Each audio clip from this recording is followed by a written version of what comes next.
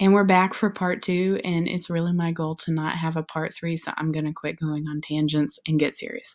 All right, so again, I was hitting last time on how do we fix the grammar issues in our papers. Like, after I've written a paper, I've been staring at this thing for hours. I think it looks fine. I don't want to look at it again. I'm sick of it. How am I supposed to catch my errors? Here is the pro tip. Read your essay out loud. Yes, that's it. That's the pro tip. You're like, what are you talking about? Like, read out loud to myself? Yep, exactly. Why does that work for catching your grammar? Oftentimes, when you read back over it in your head and you're just using your eyes and trying to think quickly, you're tired from writing for several hours and it might not turn out that well. But if you take the time to read your essay out loud, as strange as it sounds, you will hear the grammatical mistakes.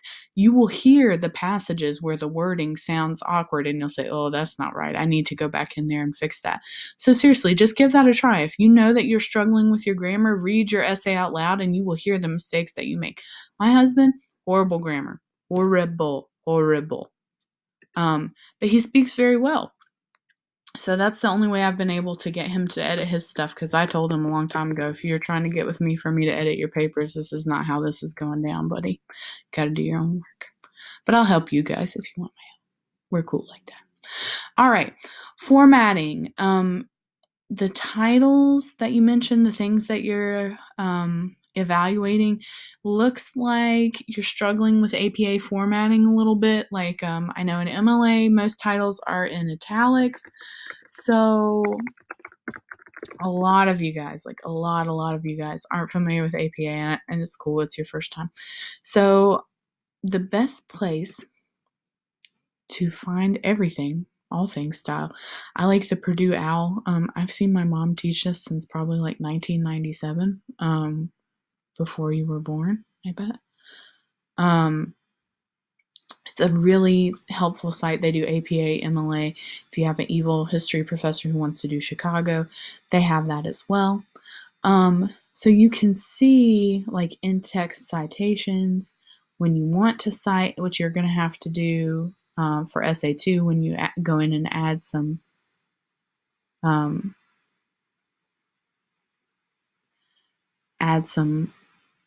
extra sources in there.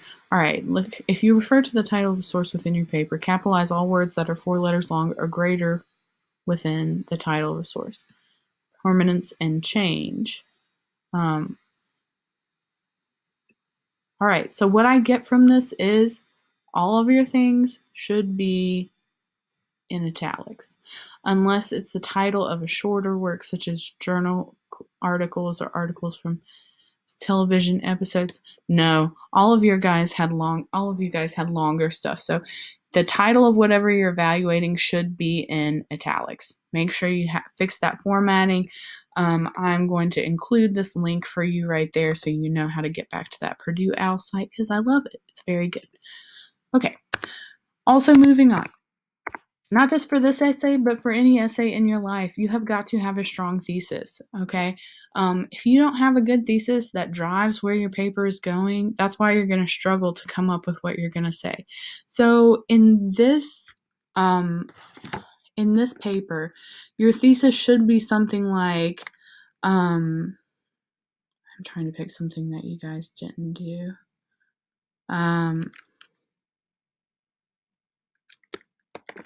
Cardi B's, I love her, okay. Cardi B's Be Careful is an anthem for all scorned women due to its meter, even I struggle, meter, lyrical depth, the emotions, and the baseline. We're going to go with that, right? Okay, why did I give you this one as an example? Well, I told y'all, I made it clear what I am evaluating. I'm evaluating Cardi B's song, Be Careful. I'm saying that it's an anthem for all scorned women. So there's my argument. All right. And then due to its meter, lyrical depth, the emotions at play in the bass line. That means these things, these criteria that I'm looking at, that's what each of my body paragraphs are going to be like. This strong thesis drives the rest of my paper because when you read that, you straight up know that in the first body paragraph, I'm going to talk about meter and how that makes it an anthem for all scorned women. Then I'm going to go into lyrical depth and explain how that's an anthem for all scorned women. It sets it up very clearly. It makes it very easy to follow after that. So if your thesis is not very good, go back, try to use something in formatting like that. That's not the only way to do it. It's just the best way to do it because it makes things very clear. All right, and then finally, in some papers I underlined it because if you are using the word very, very much, we have got to change it up a little bit, okay? Everything is very good, very great, very amazing. This is probably another thing that you could catch if you go back and read your essay out loud, and then when you're reading it, you're like, oh my gosh, I've said very 20 times. I've got to change it up. Word choice matters, okay? If they did a very excellent job, just go back in and look up a synonym. I don't know if it works as well in this one. Explore amazing. What does that make? And see, all right, so look, even in Google Docs, I hit Explore Amazing, and then I've got here thesaurus.com. I can pull it up. Look at all of these other nice words I have for amazing. Okay, so same thing with like very nice. Okay, nice.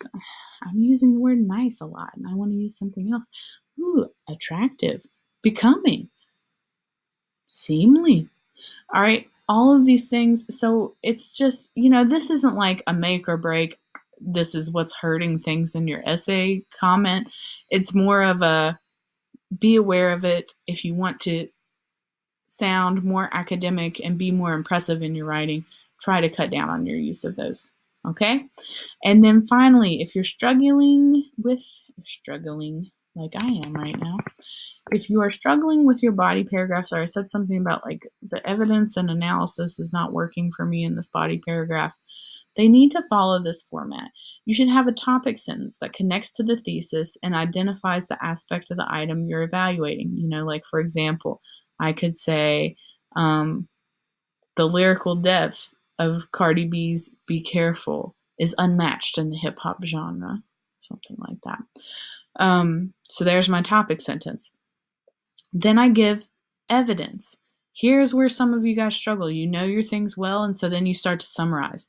And your whole paragraph just turns into a paragraph about what happened in the movie or the book or the game. Don't go into big summary, okay? You should be able to give me your evidence in a sentence or two.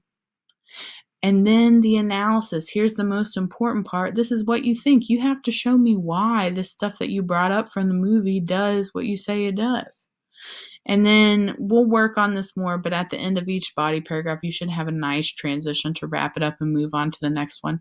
On this essay, that doesn't kill your points. And again, it takes a while to develop a craft for that so we can continue working. But that's just one thing to know. Now, I'll add more to this as we go into essay 2, but at least right now, as you're making revisions for essay 1, that's the format that I want you to work on. Okay, so if you have questions, you can always email Dr. Ferguson, and you know her, she's T. Ferguson at bluefieldstate.edu. That's the easiest one to catch her on. Or you can email me. I'm around and I have my phone all the time, and mine is ericamm@vt.edu because I went to Virginia Tech, and I hear some of you guys are too. Go Hokies. Sorry if anybody's going to UVA. Not sorry. Okay, guys, good luck today. You can fix these things. You're going to do amazing. I know it. You guys got this. It's in the bag.